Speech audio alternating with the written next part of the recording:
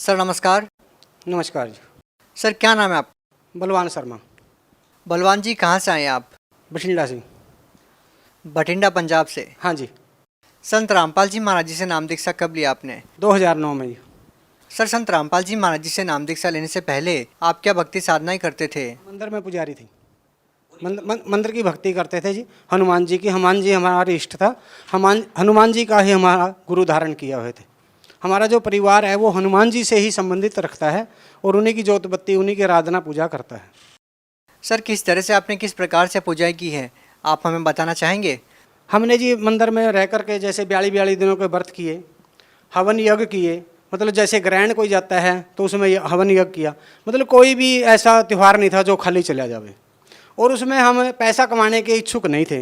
सिर्फ हम इच्छुक इस बात के थे भी ये विषय क्या है, हमने किस धारा में जाना है, हमारा मोक्ष कैसे होगा, जन्म मरण से कैसे छूटेंगे, हमारा जो पुण्य है कहाँ लग बढ़ता जाएगा और उस पुण्य से हमारा आगे जा कर के भगवान के खाते में जाएगा या नहीं जाएगा, ये तो हमारे को नहीं पता था कहाँ जाएगा। पर इतना ज़रूर था कि भी हनुमान जी हमारा खाता आगे जा कर के देंगे और फिर हमारा कल्याण हो जाएगा।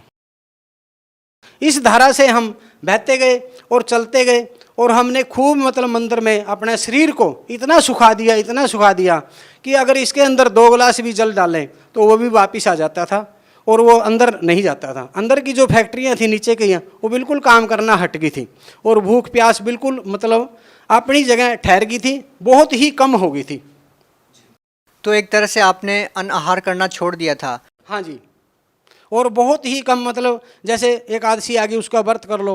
मतलब व्रत हमने इतने किए कि महीना में ना 20 दिन या 15 दिन तो हमारे व्रत में चले जाते थे। तो सर आप एक तरह से निराहार रहते थे, आपने इतनी सारी पूजाएं साधनाएं की है, तो सर उसके बाद आप संत रामपाल जी महाराज जी से कैसे जुड़ गए? संत रामपाल जी महाराज जी से इसलिए जुड़ गए जी, हमारे पास एक AP सिंह नाम का जो संत रामपाल जी से का अनुयायी था, उन्होंने हमारे को ये ज्ञान दिया भी ज्ञान ये है। आप किससे जुड़े हुए हो पहले उन्होंने पूछा। मैंने कहा हनुमान जी से। हनुमान जी हमारा इष्ट है और उनसे जुड़े हुए हैं। वो कहने लगे भी ये जो देवी देवता है ये जन्म मरण में है। मैंने कहा अभी उनसे, हाँ जन्म मरण में है, पर मैंने कहा ये आगे हमारा जो काम है परमात्मा से कर देंगे क्योंकि इनकी पहुँच वहाँ लग है, हमने ये मान रखा था और वो अपना काम हो जाएगा। वो कहने लगे नहीं कर सकते। मैंने कहा क्यों नहीं कर सकते? तो कहने लगे आप पढ़ लो। उन्होंने मेरे को 2 बुक दी। गहरी नज़र गीता थी उनके पास और एक थी आध्यात्मिक ज्ञान गंगा और एक मोटी पुस्तक थी भक्ति के सौदागर का संदेश। उस पुस्तक से मैंने 2 दिन में सारा स्ट्रक्चर उनका पढ़ दिया, 2 ही दिन में। तो 2 दिन में पढ़ने के बाद मैंने उनको कहा भी आप ये अपनी बुक ले लो। मैंने पढ़ दी। मैंने कहा जो ये ज्ञान है, मैंने कहा ये तो किसी ऐसे संत का है जो तत्वदर्शी संत है। मैंने कहा अगर वो संत होया फिर तो ठीक है, अगर वो संत नहीं होया, उसको ये ज्ञान कहीं से मिल गया तो वो तो दुनिया को लूट करके खा जाएगा। मैंने कहा छोड़ेगा नहीं किसी कीमत पे भी, क्यों मैंने कहा ये ज्ञान लीट एंड क्लीन है और फाइनल है। क्योंकि इससे पहले के ज्ञान में तो हम सुलझे हुए हैं पर इस ज्ञान में हम उलझे हुए हैं।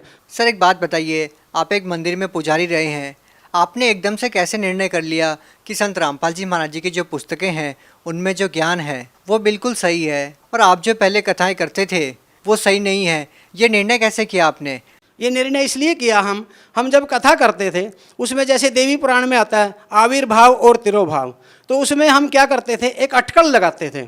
अटकल लगाने से सामने कथावाचक जो सुनते थे उनको किसी को पता नहीं लगता था भाई पंडित जी क्या कह रहे हैं क्या नहीं कह रहे हैं और किस प्रकार से आगे जा रहे हैं डायरेक्शन को लेकर के। तो उसमें एक हेरा फेरी होती थी।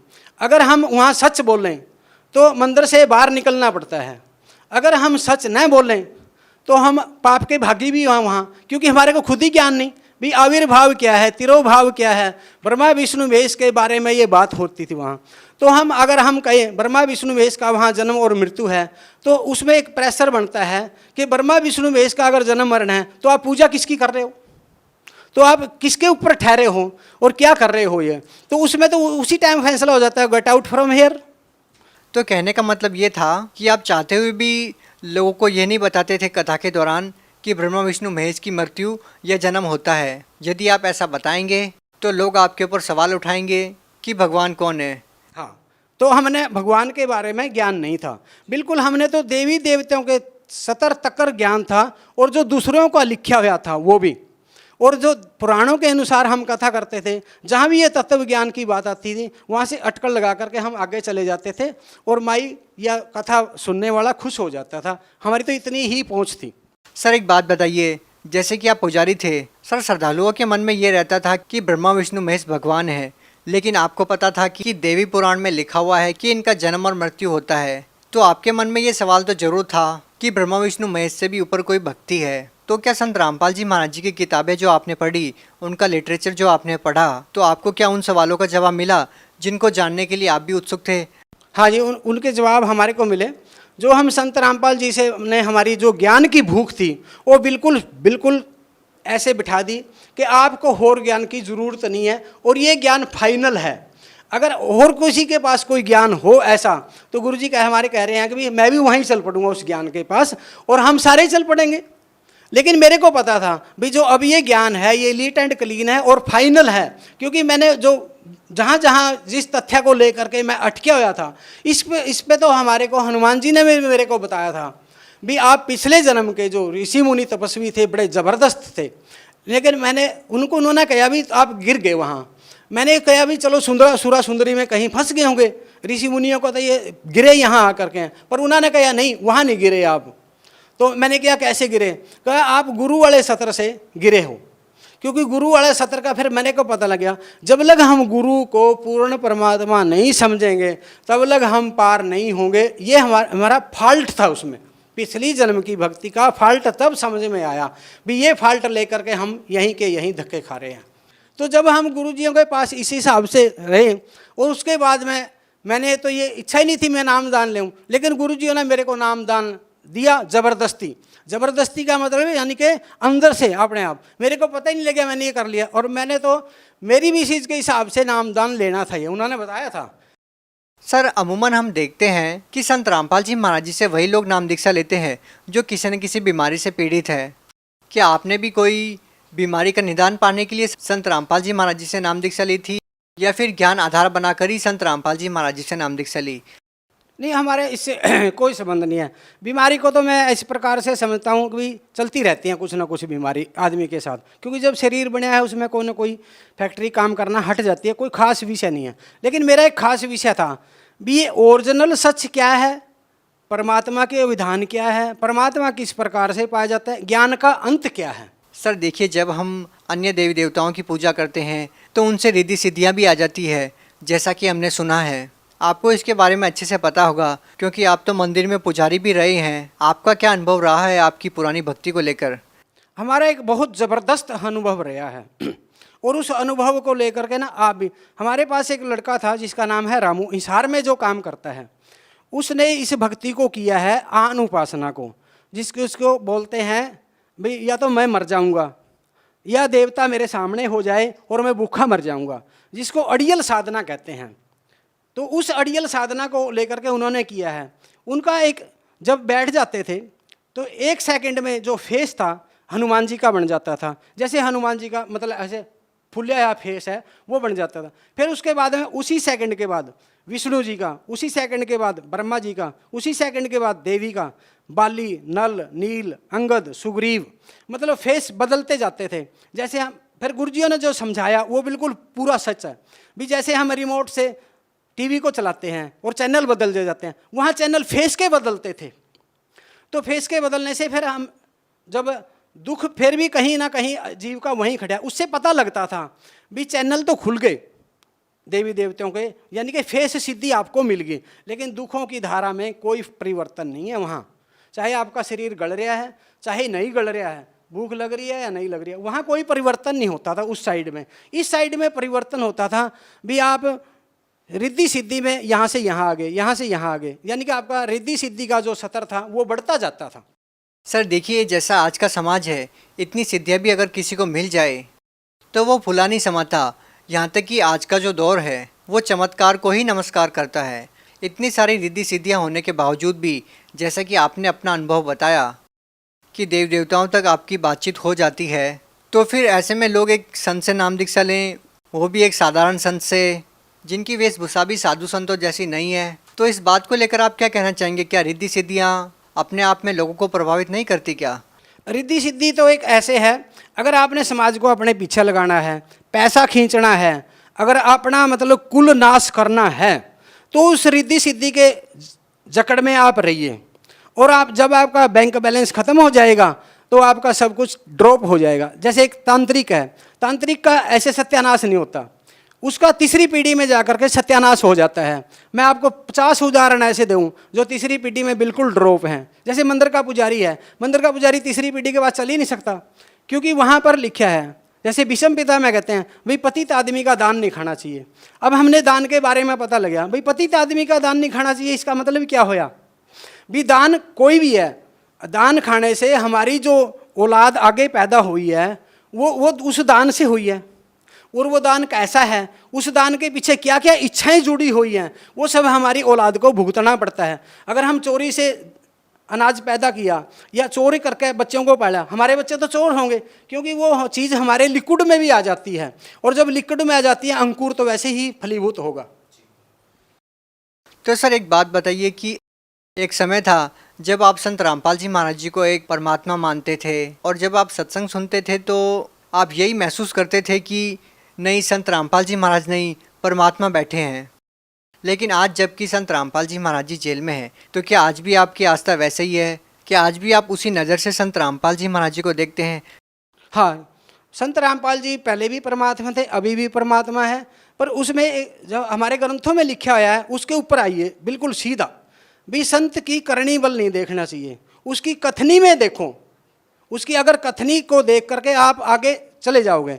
अगर उसके साथ क्या होता है संत के साथ, संत तो समय समय पे आते हैं, ये तो है नहीं भी संतों की कोई लाइन लग रही है। 2 संत पृथ्वी पे टिक नहीं सकते कभी भी, क्योंकि संतों की पंक्ति नहीं होती, हीरों की बोरी नहीं होती, और जो हंस हैं उनकी डार नहीं होती, और सिंह जो शेर हैं उनके लेड़े नहीं होते, बड़े बड़े झुंड नहीं होते। तो 2 संत जब पृथ्वी पे ठहर नहीं सकते, एक ही संत ठहरता है, तो एक संत एक साइड और सारा समाज एक साइड, तो उस संत के साथ उसकी कथनी क्या है बस इसको देखो, उसकी करनी बल ना देखो, क्योंकि उसकी करनी में हमेशा 2-3 निशाने होते हैं। एक निशाने से वो 2-3 तीर मारता है और उसका बाद में पता लगता है। जैसे गुरु नानक जी ने कहा था बसे रहो, और उनको जिन्होंने सेवा करी उजड़ जाओ, इसका मतलब गुरु किसी ने भी नहीं पता लगा, पर गुरु नानक जी ने खुद उस बात को खोला भी अच्छा बीज सारे को डाल दो, माड़े बीज को टिका रहने दो। तो वही संत रामपाल जी जब इस पोल पट्टी को खोलेंगे फिर हमारे समझ में आएगी, उससे पहले हमारे समझ में नहीं आएगी। अगर भगवान की बात हमारे समझ में आ गई तो हम भी नहीं फिर भगवान हो गए, हम मानव कहाँ रहे फिर। सर ये तो ज्ञान की बातें थी। यदि बात करें प्रैक्टिकल की, क्योंकि जिस तरह से लोग आज समाज में जी रहे हैं, हजारों ऐसी पीड़ाएं हैं, मानसिक तौर पर पीड़ित हैं लोग, आर्थिक तौर पर पीड़ित हैं और शारीरिक तौर पर भी पीड़ित हैं। तो ऐसे में लोगों को तलाश है एक ऐसी संजीवनी की जो लोगों की सारी समस्याओं को दूर कर दे। तो सर हम आपसे जानना चाहेंगे, क्या संत रामपाल जी महाराज जी से नाम दीक्षा लेने के बाद क्या आपको ऐसी समस्याओं से भी निजात मिली जिन समस्याओं को लेकर आज समाज जूझ रहा है?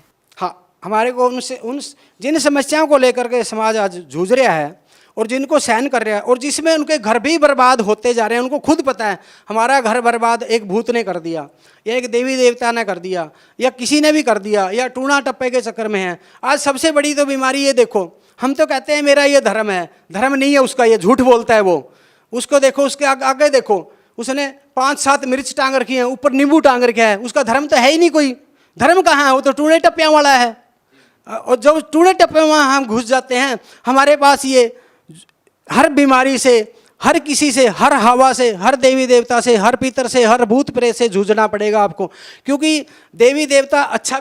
सर उन सभी का समाधान क्या है? उन सभी का समाधान एक ही है, अगर आप संत रामपाल जी से महाराज से जुड़ोगे। लेकिन जुड़ने के लिए भी मैं पहले कहता हूँ भी पहले ज्ञान को समझो। अगर ज्ञान नहीं समझा, वहाँ जुड़ गए, फिर भाग गए 2 महीना, कोई फायदा नहीं। उससे पहले निर्णय लो भी ज्ञान क्या है, बात क्या है, किसमें किसकी पोस्ट में कितना दम है।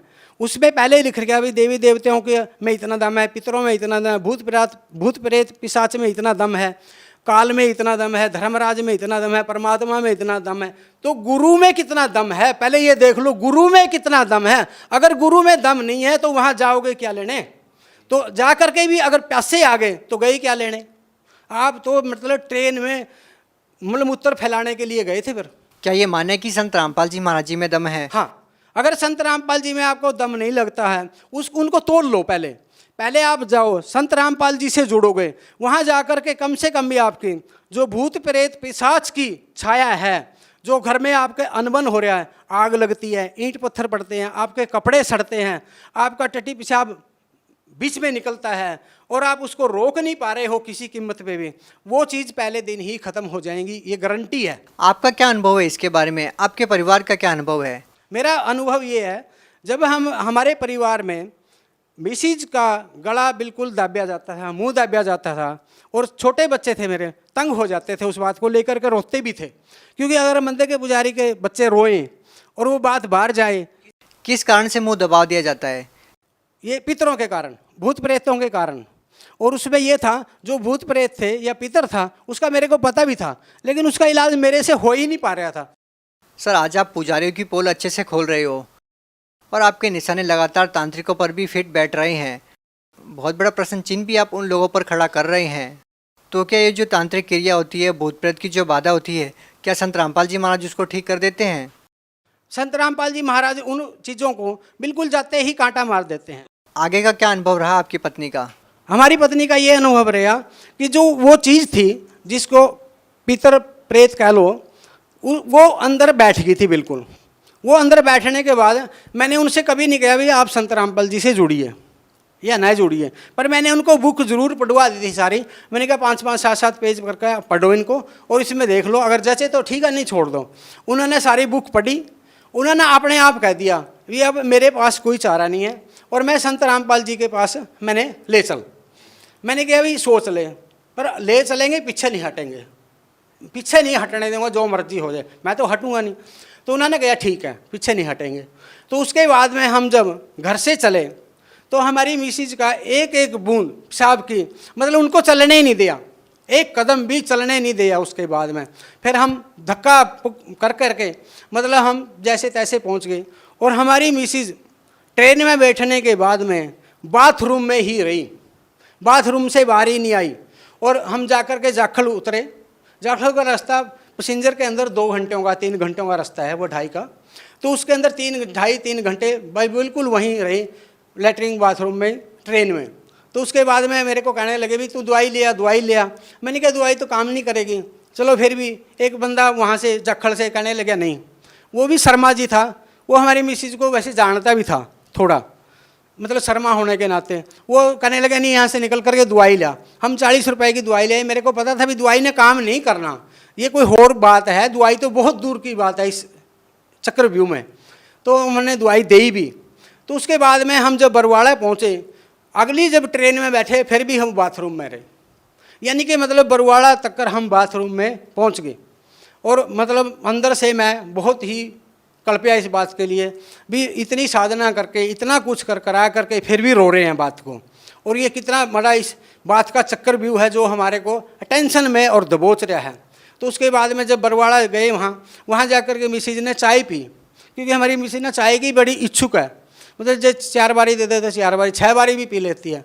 वह कहने लगी बड़ी स्वाद है। मैंने कहा और पी ले भाई, क्योंकि गुरु जी के वहाँ ना चाय बहुत ज़्यादा स्वाद होती है वैसे। तो उन्होंने चाय पी। मैंने कहा ठीक है। जब गुरुजियों ने आशीर्वाद दिया तो गुरुजी वहाँ से 5-7 कदम, मतलब 4 कदम आगे चले गए। गुरुजी फिर दोबारा वापस आए। गुरुजियों ने सिर पे हाथ रखा।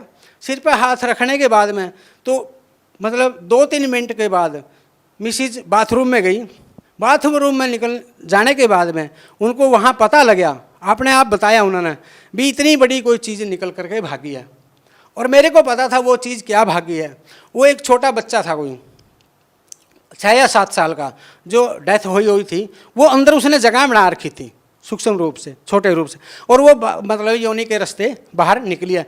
और निकली पहले जब गुरुजी ने आशीर्वाद, उसके बाद में मिसिज वहाँ रही, खाना भी खाया, सब कुछ होया।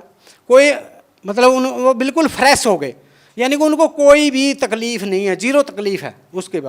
उसके बाद हम नरवाना से, और रेलवे जो स्टेशन है, जो फाटक लगता है, वहाँ से लेकर के कम से कम वो 1.5 किलोमीटर के आसपास है। और वो पैदल बिल्कुल घोड़े की तरह गई। तो बच्ची भी हमारे कहने लगी कि मम्मी अब कहाँ गई तकलीफ़, अब कहाँ गई? कि मैं मतलब अब वो घोड़े की तरह चल रहे और पहले एक कदम भी नहीं चल सकते थे। उसके बाद में हमने ये अनुभव वहीं लिया, ये अनुभव वहीं है। फिर हमारे को पता लगे अभी जो देवी देवता क्या है, पितर क्या है, भूत प्रेत क्या है, लेकिन जिस घर में भी ये भूत प्रेत पिशाच हैं उस घर में ये एक ही बात करते हैं कि जनानी को या बंदे को यूज करते हैं ये बुरी तरह। और इस अनुभव को लेकर के मैं सबको, किसी के तो ये उखड़े हुए हैं, किसी के दबे हुए हैं। भूत प्रेत पिशाच का साया है पूरे वर्ल्ड में। अगर कोई कहीं नहीं मेरे ऊपर नहीं है, उसके पुण्य कर्म है थोड़े से, इस करके वो ऐसे बोलता है। सर एक और बात आपसे पूछना चाहेंगे, हमने बहुत से ऐसे अनुयायियों से बात की है जो संत रामपाल जी महाराज जी से जुड़े हुए हैं। सभी का संत रामपाल जी महाराज जी को लेकर कुछ ना कुछ अनुभव रहा है। जब उनसे मिलते हैं, उनको दर्शन देते हैं, उनसे मुलाकात करते हैं, संत रामपाल जी महाराज जब उनको आशीर्वाद देते हैं, तो हम आपसे जानना चाहेंगे कि संत रामपाल जी महाराज जी से जब आप पहली बार मिलते हैं तो आपकी क्या बातचीत होती है, कैसा आपका अनुभव रहता है? सर जी, आपने जो मुलाकात की बात करी है, आपको यकीन भी नहीं होगा कि वो अनुभव मैं बताता हूँ। जब हम 10-12 साल के थे तब से गुरुजी हमारे को ना सफ़ेद कपड़े में देखते थे और वो बड़े ऊंचे होते थे, मतलब आम आदमी से बड़ा कद होता था। हम उसमें ये अनुभव लगाते थे भाई हनुमान जी ने हमारे को ना सफ़ेद कपड़ों में दर्शन दिए, क्योंकि हम सब कुछ हनुमान जी के ऊपर डालते थे। हनुमान जी ही हमारे सब कुछ है। तो हम सोचते थे ये हनुमान जी ने ब्राह्मण का रूप धारण करके और सफ़ेद कपड़ों में, सफ़ेद कमीज पजामा में हमारे को दर्शन दिए हैं। क्या आप यकीन के साथ कह सकते हैं कि वो संत रामपाल जी महाराज जी थे? हाँ, हम यकीन के साथ कह सकते हैं, क्योंकि वो चेहरा मिलता था। जो आज गुरुजियों का चेहरा है, जो संत रामपाल जी का चेहरा है, जो परमात्मा का वो चेहरा है, वो वहाँ से मिलता था। और मिलने के बाद में हमारे को पता लगा भाई ये चेहरा था वो जो हमारे को दर्शन देता था, और वही मिसिज ने बताया, क्योंकि भाई ये चेहरा है वो। लेकिन हमारा सवाल ये है कि जब आप आश्रम में जाते हैं, संत रामपाल जी महाराज जी से आशीर्वाद लेते हैं, तो पहला अनुभव आपका कैसा रहा? सबसे बढ़िया अनुभव हमारा ये रहा कि जब संत रामपाल जी किसी को भी आशीर्वाद देते हैं, मतलब एक से नहीं सबसे, कि वो बिल्कुल ही एक तो बिल्कुल नीट एंड क्लीन होकर के फ्रेश हो जाता है, कि वो उसका जो शरीर है बिल्कुल हल्का हो जाता है अंदर से। संत रामपाल जी महाराज जी के साथ आपकी क्या बातचीत हुई, पहली मुलाकात? पहली मुलाकात में हमारे संत रामपाल जी महाराज से, यानी कि परमात्मा से मेरी ये बात हुई भी परमात्मा ये काम सबसे कठिन है और ये करना भी औखा है, इस पे चल पाएंगे या नहीं चल पाएंगे। तो परमात्मा ने मेरे को जवाब दिया भी ये शेर की और हाथी की लड़ाई है, जीतेगा शेर, डटा रहा। तो तब हमने कहा भी, क्योंकि हमने पहले इसको देख रखा था पिछले अनुभवों से, भी ये तीर तपक तलवार कटारी इनसे औखा है, अगर ये तो सहन कर जाएगा, क्योंकि शब्द को सहन नहीं कर सकता बंदा, और इसमें शब्द सुनने पड़ते हैं इस लाइन में। तो इस लाइन में शब्द सुनने के बाद में आदमी का सतर कभी भी गिर सकता है, क्योंकि हमारे ऋषि मुनि तपस्वियों का अगर अनुभव देखें तो गिरे हैं। क्या आपकी कभी कोई देवी देवताओं से भी बातचीत हुई है? आप काफ़ी सालों से पुजारी रहे हैं, इस बारे में आपका क्या अनुभव रहा? हमारा इस बारे में ये अनुभव है कि हमारे देवी देवताओं से कोई ऐसी देवी देवता नहीं है जिससे हमारी बात ना हुई हो, और खुल कर के बात हुई है। लेकिन सर लोगों का इस बात पे विश्वास करना बेहद मुश्किल है, क्योंकि सर लोग कैसे विश्वास करेंगे? वो अमरनाथ जाते हैं, केदारनाथ जाते हैं, सर दर्शन करना तो दूर की बात है, लोगों को पत्थर की मूर्ति तक के दर्शन नहीं होते, और आप कहते हैं कि मैंने सभी देव देवताओं से बात की है। सर अपने आप में विश्वास करना काफ़ी मुश्किल है। अगर आप हमारे ऊपर विश्वास करते हो, इस अनुभव के ऊपर विश्वास करते हो, भी देवी देवता बात करते हैं या नहीं करते, आपने ये विश्वास करना होगा। आप अपनी साधना को लेकर के देखिए और पिछलों की साधना को मिला करके देखिए कि देवी देवता तो आपके सामने हो जाएंगे। ये कोई दूर नहीं है जीव से, ये तो बहुत ही नज़दीक का मामला है। जैसे हम रेलवे स्टेशन पे जाते हैं, रेलवे स्टेशन से जो बाहर दुकानें लगी हैं वो क्या आपके लिए औखी हैं? कोई औखी नहीं, वो सब दिख तो रही हैं आपको। इसी प्रकार से परमात्मा के लोग से ये तो बहुत नीचे की दुकानें हैं सारी, और इनसे बात करना ये वो कोई औखा काम नहीं है। औखा काम तो सिर्फ आपका ये है भी इन ग्रंथों पे विश्वास करना। अगर आप ग्रंथ के ऊपर डट गए, पहले ग्रंथ पे डटो, फिर संत रामपाल जी पे डटोगे। सर आपने बड़ी ही ईमानदारी के साथ सभी सवालों का जवाब दिया, और धर्म के अंदर फैल रहे पाखंडवाद के बारे में भी आपने खुलकर बात की। तो सर आखिर में आपसे ये सवाल ये है कि आप भगत समाज को क्या संदेश देना चाहते हैं जो आज भी धार्मिक पाखंडवाद के शिकार हैं? मैं भगत समाज को प्रार्थना करना चाहता हूँ। संदेश तो संत रामपाल जी ने इतना दे दिया कि कोई ऐसा कोना नहीं छोड़ा जहाँ संदेश ना पहुँचा हो। लेकिन यहाँ पर मैं ये कहना चाहता हूँ समाज को, भाई बार बार यहाँ कुछ ना कुछ घटना हर रोज वापर रही है संत रामपाल जी के प्रति या उनके अनुयायियों के प्रति। मतलब अनुयायी भी जैसे तैसे कर करके प्रचार कर रहे हैं, संत रामपाल जी तो है ही प्रचारक। तो उसमें सबसे पहले हमने ये देखना चाहिए भी ये कहना क्या चाहते हैं, कह क्या रहे हैं। 80 रुपए की बुक हमारी छपती है, हम 20 रुपए में उसको दे रहे हैं, उसमें कोई एक ऐसा शब्द देखो जो संत रामपाल जी ने अपने पल्ले से लिख दिया हो, वो निकाल लो कमी।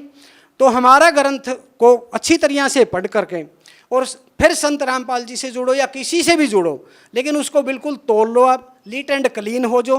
और लीट एंड क्लीन होते ही आपको जो सुख की लहर है वो उसी टाइम दौड़ जाएगी कनेक्शन होने से। क्योंकि जैसे स्विच ऑन ऑफ करो, लाइट आ गई चली गई। बहुत बहुत धन्यवाद सर। सत्य।